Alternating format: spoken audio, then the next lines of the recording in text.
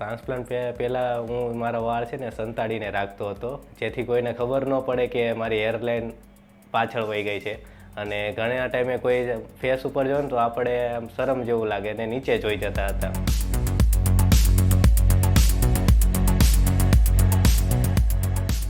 Baldness grade MW2 grafts 2093 technique IFUE after 6 months final remarkable results.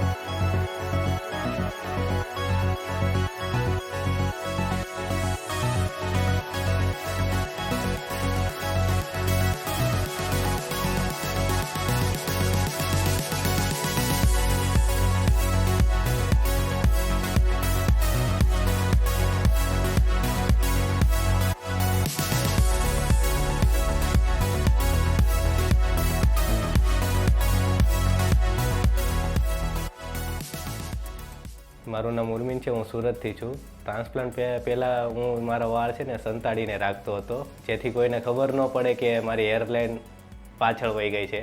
અને ઘણા ટાઈમે કોઈ ફેસ ઉપર જોયું ને તો આપણે આમ શરમ જેવું લાગે ને નીચે જોઈ જતા હતા. પછી મેં ઘણા જગ્યાએ સર્ચ કર્યું કે ભાઈ આનું શું ઉપાય છે એમ.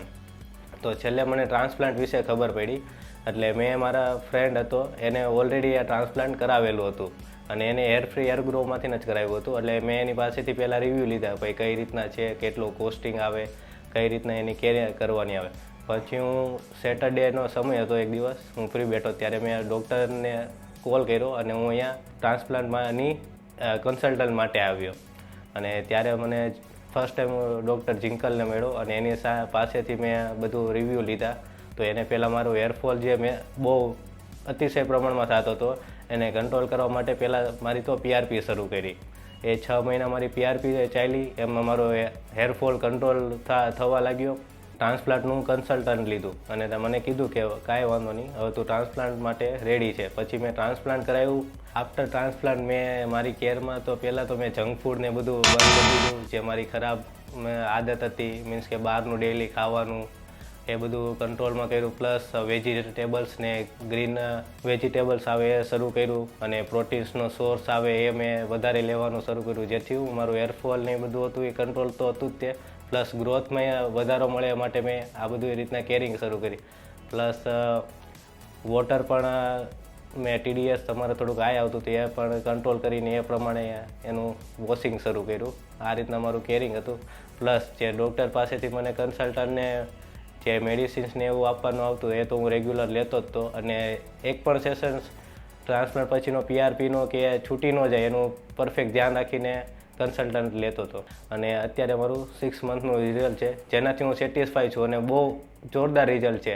અને ટીમ પણ સારી છે, મારો એક્સપિરિયન્સ બેટર રહ્યો. અને ટ્રાન્સપ્લાન્ટ દરમિયાન મને પેન પણ ઘણું ઓછું થયું.